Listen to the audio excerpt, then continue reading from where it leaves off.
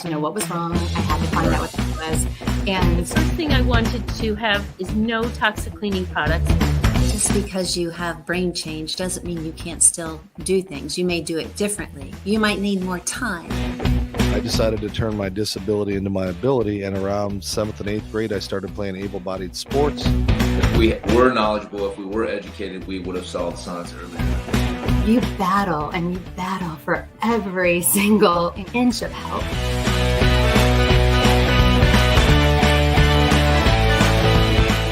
A New Perspective, hosted by Tim Sutton. This broadcast is produced by Griffo Productions.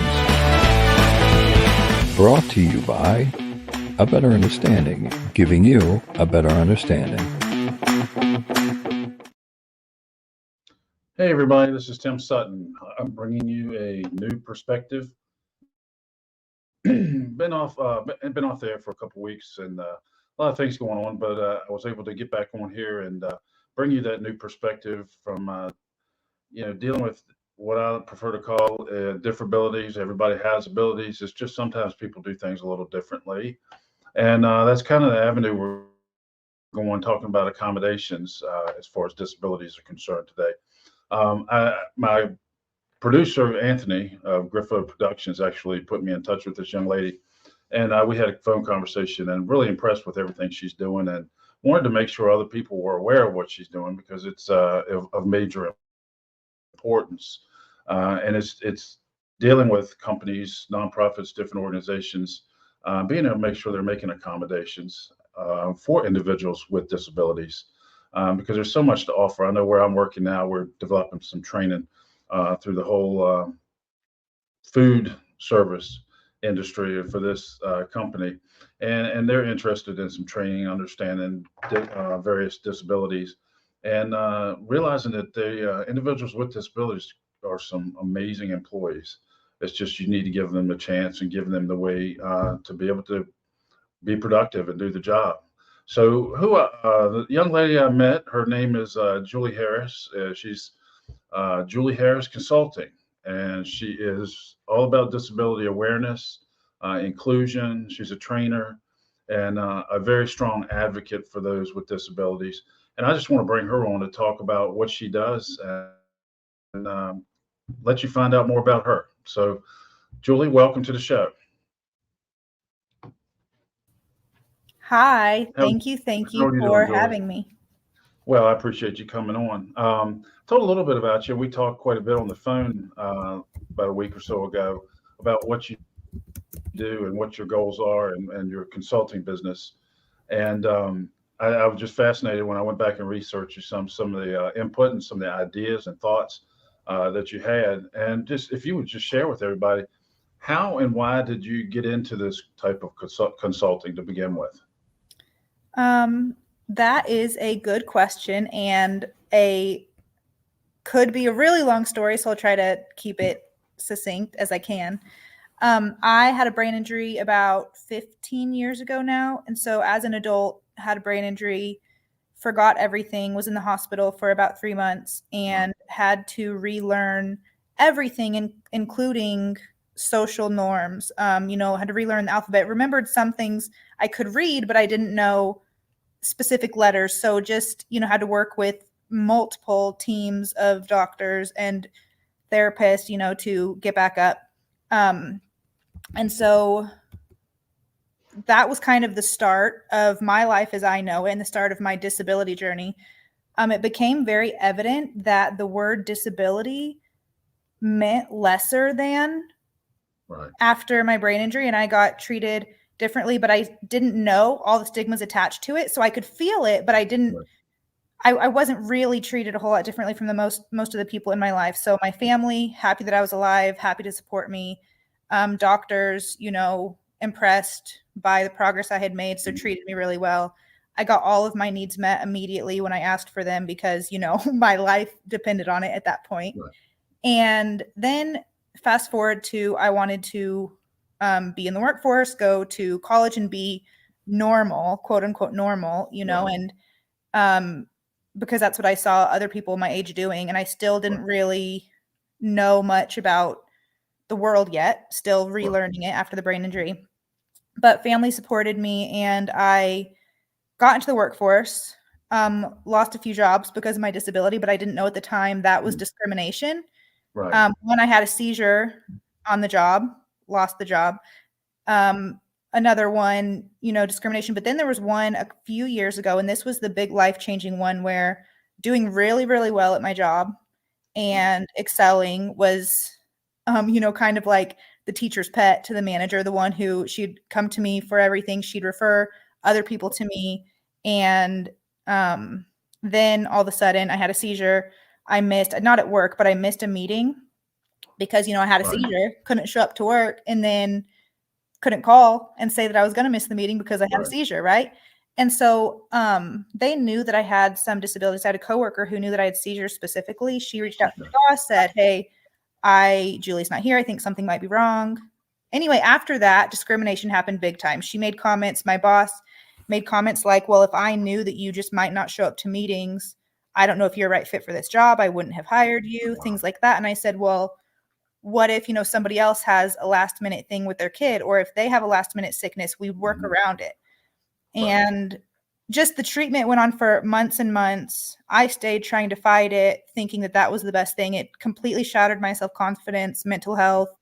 Seizures got even worse. Eventually filed with the EEOC and won a case there, but then realized that if I knew my rights, because I actually had rights, that if I knew them, I would not have gone through what I did. I would have advocated for myself differently.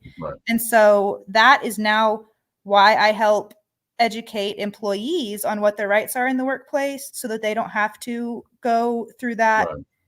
I mean, we can't stop discrimination from happening, but we can push back against it better when we know that what our rights are. And then also what you mentioned at the beginning of this was I help educate employers on how to most be inclusive, and specifically around accommodations, and how accommodations are there to support the employee and the employer in the big scheme of things.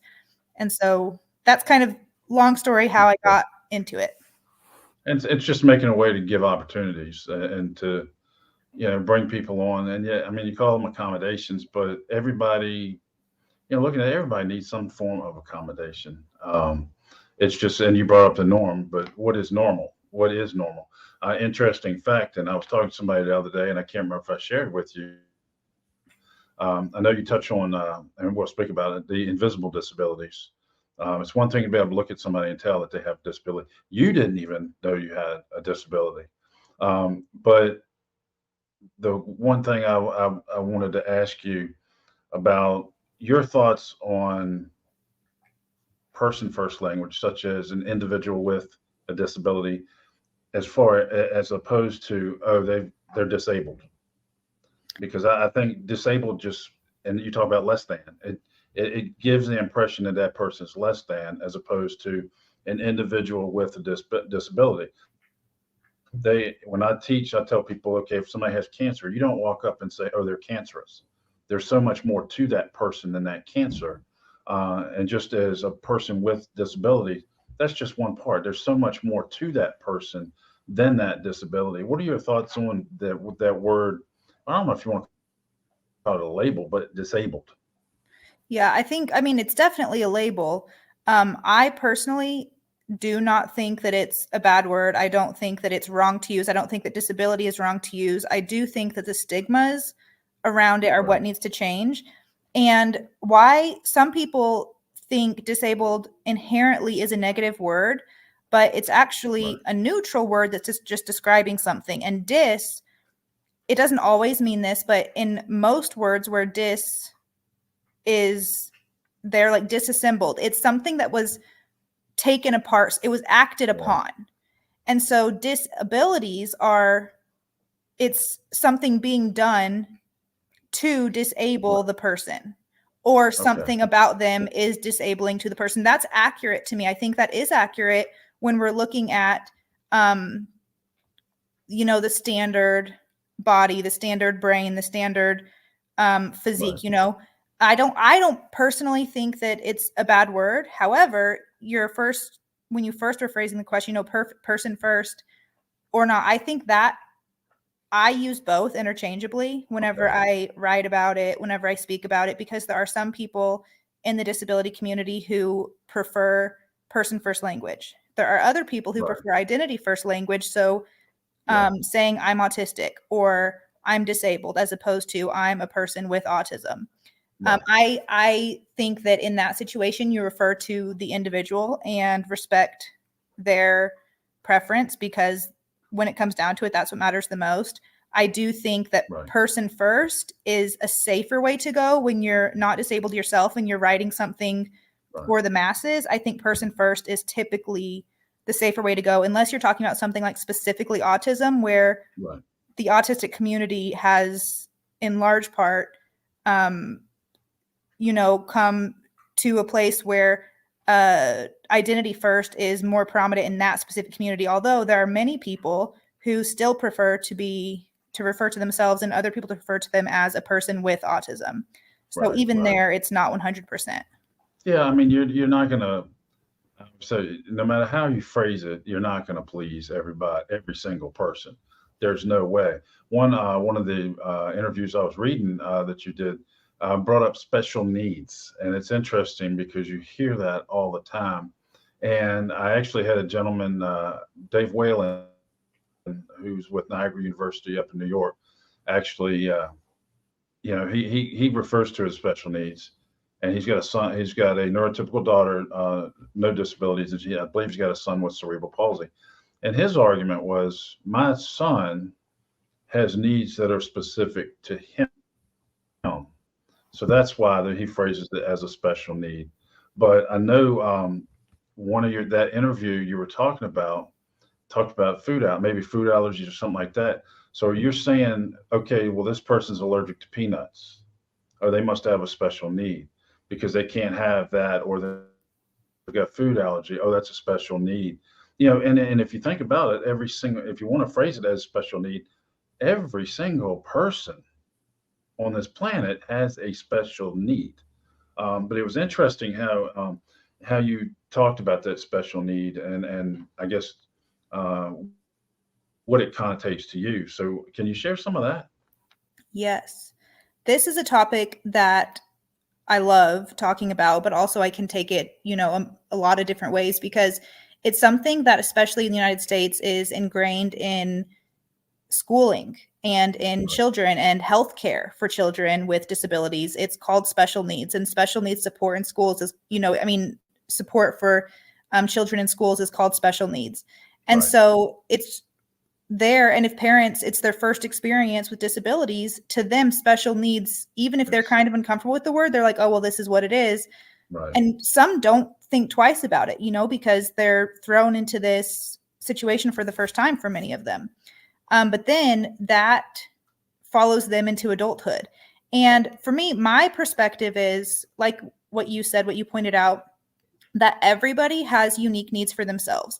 When it comes down to it, though, really, all humans have the same needs. We have needs to eat or to intake nutrients, whether that's through eating or another way. We need to socialize. We need connection. Even if that's, me laying in a bed for 3 months and people coming to visit me. Connection is vital. We need water. We need to engage our brain to learn, grow in whatever way that means for us. So we all have the same needs. How those needs are met can differ drastically from person to person, To label disabled, to label needs that are tied to disability specifically as those that are special, I think is very othering. And that's what we want to get away from. And it's more stigmatizing because it's making needs tied to disability something that is an exception, something that you have to do exceptionally for, you have to make exceptions for, you have to make special,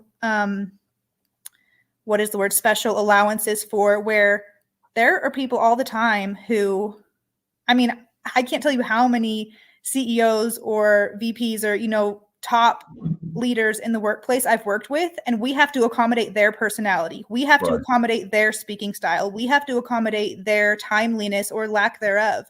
We're constantly accommodating people. Accommodating people is a regular part of humanity and a necessary, vital part of humanity. For us to label the needs because they differ a bit, just because they're tied to disability, is very othering and stigmatizing. And so I don't love the word special needs, the phrase special needs. I think that we should get away from it. However, I mostly try to get away from it outside of the school area, because that will take a long, I don't necessarily think that's the first place to fight it, because it's so embedded there, but just to remove the stigma even from the term special needs, at least take the stigma away from it. Yeah, I mean, and if you think about it, like I said earlier, as far as the term quote unquote special need, every single person has a special need. When I was a police officer in uniform, and they're giving out vehicles for us to drive, I'm 6'4", 280 pounds. I couldn't fit in that Ford Taurus. My special need was that Ford Explorer that they gave me that I could get in. So, I mean, every single one of us technically have special needs, and it shouldn't have that negative connotation to it. I agree. I definitely agree with you there. Something you mentioned on one of the interviews is you're on the spectrum. Yes. And what I found absolutely amazing, you articulated that you thought one of the characteristics of your autism was it made you confident. Oh, yeah. I found that very interesting. Did you originally think that autism in general for most people probably made them feel confident, or was that just you specifically? That was one of the things that autism brought out in you? Well, it's interesting because I still look at this and try to identify what it is, what was different about me. And I think a huge part of it, as I talked about at the very beginning, kind of telling my story, was I had incredibly supportive family members and doctors who just met my needs, and I wasn't criticized for being different. And that was, I don't remember my childhood. That could have been different. But for me, that part of the story doesn't matter because I don't remember it. It didn't impact how I am today. But some traits, some autistic traits are seeing things kind of black and white, taking words for what they are, not really even knowing how to read into things, because if you say the sky is blue, I'm not wondering what color. If the sky is blue, okay, I take it for what it is. So when people say things to me, like if somebody said, Julie, you're fat. Okay, I know that they said that, but I also know that I'm not.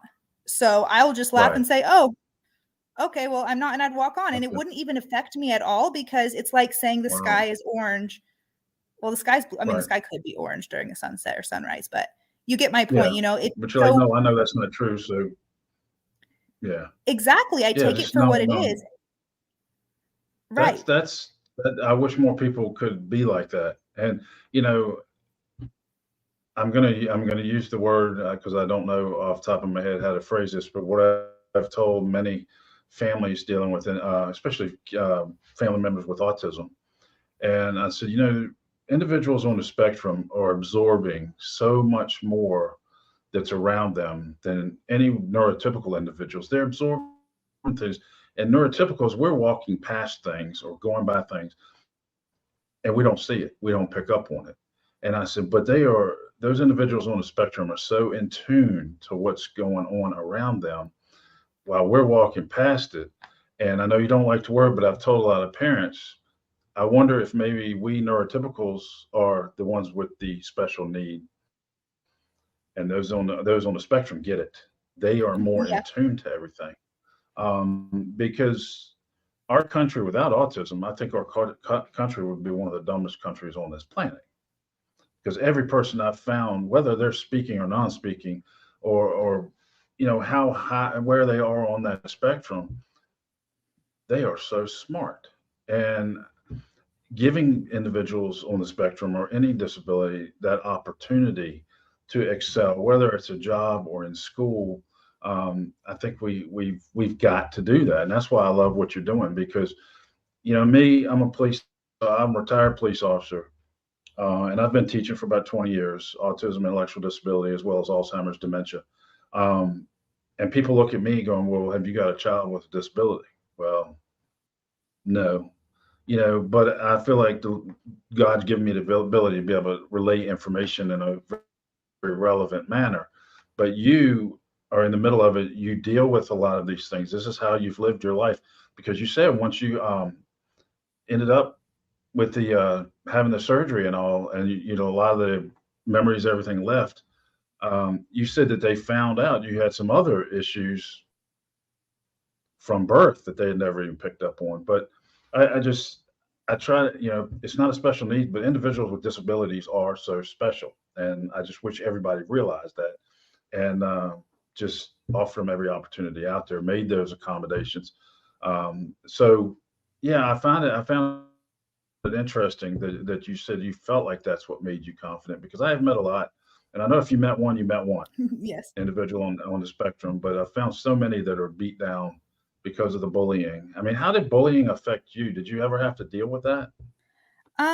No, but I don't know. I can't say for sure through high school, middle Right. school. I don't know. You But don't remember. as an adult, I really didn't have any. And when I may have been bullied, I didn't understand enough about life Right. to know that I was being bullied. So I was just completely oblivious to it. Also, still to this day, sometimes I get insulted and don't get it until like an hour later when I realize, oh, that's what they meant. They were insulting me. But I just have to laugh because I don't even catch on, because they'll insult me in a roundabout way that I don't understand. I And I think do. that's awesome. Yeah. And I think I want to comment a little bit on why I think that I am confident and others aren't, where I think there's a lot of people with the same autistic traits that I have, but they lived a life where their needs were constantly rejected, where they were told that they were too much, not enough, Right. that they didn't really need what they needed. They were told to dismiss their own self. They were told that they needed to change. And so even if they maybe have the same traits that allow me to be confident, Right. they were, like you said, beat down by the world and made to feel like they're wrong and different, where I work with a lot of clients and trying to bring out traits that they already have in themselves Right. that enable them to be more confident, if we can just get rid of the expectations from the world, the judgments from the world, and let those kind of flow over you, which is really hard when some of these people have Right. years and years, childhood, adulthood of Yeah. being bullied.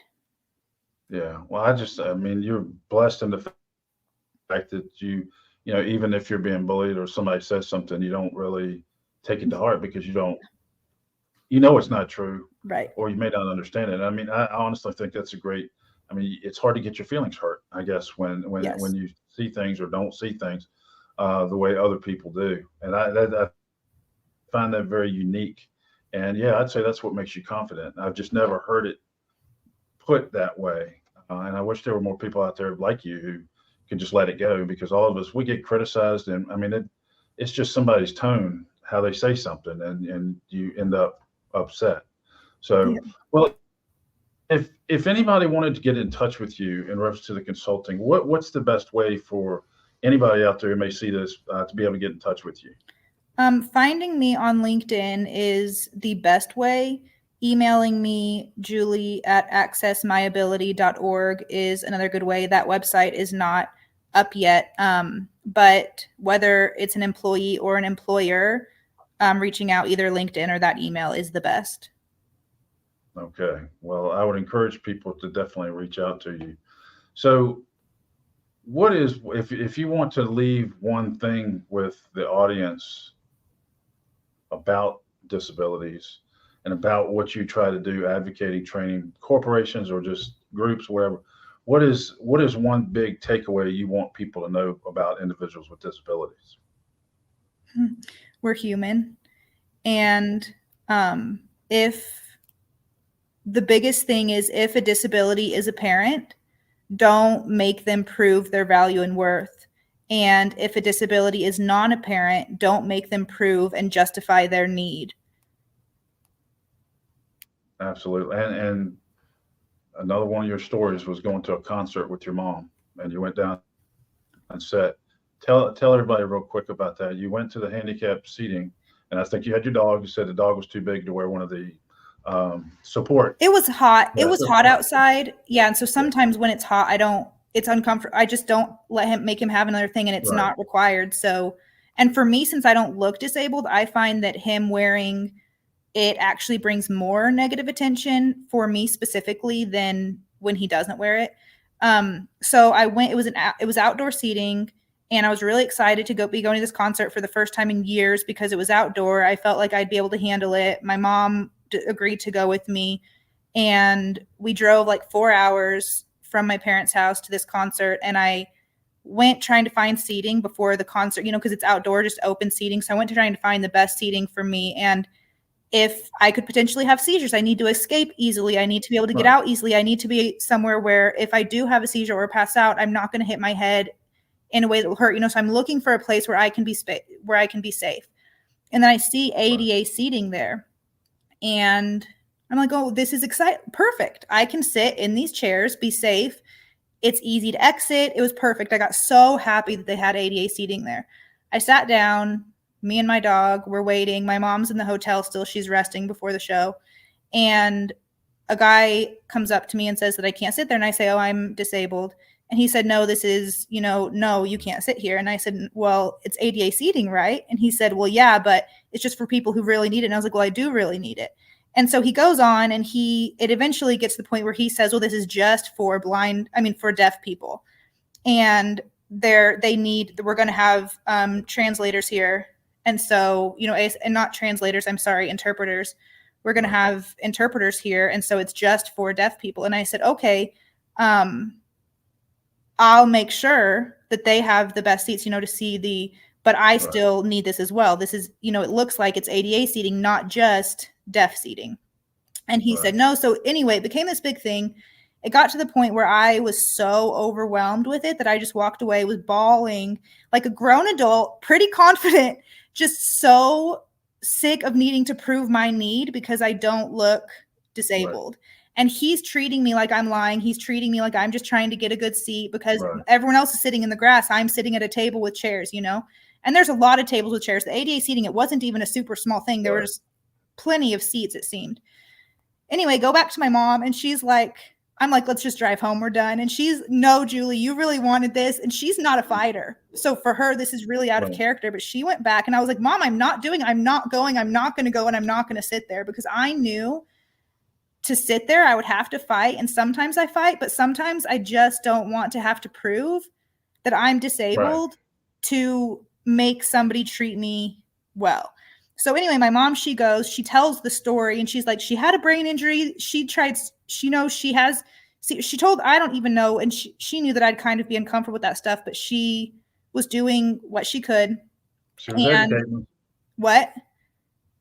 She was educating them. Yep, exactly. And then the guy was like, oh my gosh, I can't believe this. I'm so sorry. Most people don't go through what your daughter goes through. I've never even heard that. I'm so sorry I treated her that way. My mom calls, says, Julie, it's fine. You can come. I'm still crying, still trying to decompress from what I dealt with. And so then I do end up going, and he lets me sit there, and he doesn't apologize, but somebody else, like his boss or something, comes and apologizes to me. Right. And it turned out okay, but everything about that night was more stressful because I wasn't allowed to be there. I wasn't trusted. I wasn't believed. I was not only not believed, but treated like a liar, treated like I was somebody who not only didn't deserve to sit there, but shouldn't be anywhere, even in the vicinity, because I was a horrible person who's trying to lie, Right. So anyway, that's that story. You should not have to prove your disability. Right. What it comes down to. Right. Well, we're closing in on the end. Again, your contact information, should anybody want to get in touch with you, please share that one more time. LinkedIn, Julie Harris. You type in Julie Harris Disability Inclusion, I'll be the first one to pop up. Or Julie at accessmyability.org, spelled the way that it sounds. Okay, awesome. Julie Harris. Well, Julie, thank you so much for being here today. And you opened my eyes just researching you and then having this conversation. So I think some eyebrows will be raised by anybody who watches the show here, A New Perspective. So thank you very much for coming on. Hopefully we can do it again. Yes, agreed. Thank you for having me. Thank you. Everybody, I just want to thank you for watching. I hope you learned something. I learned a lot. I would get out there, if you could, and research Julie Harris and learn about what she's doing. And she's making a difference in the disability community. And I just want to thank her so much for coming on and having this talk with me. And thank all of y'all for watching. We'll get another show up here soon. But any questions, please reach out to me, tim-sutton.com, or you can contact me by email, aawareness12@yahoo.com. I want to thank everybody for watching, and thanks for watching, Dad. I love you.